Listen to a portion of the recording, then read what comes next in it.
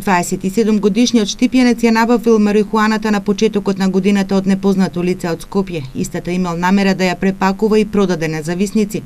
По превземените оперативни мерки и действија и по претходно добиена наредба од Основниот суд во Штип, полициски службеници извршиле претрес во неговиот дом.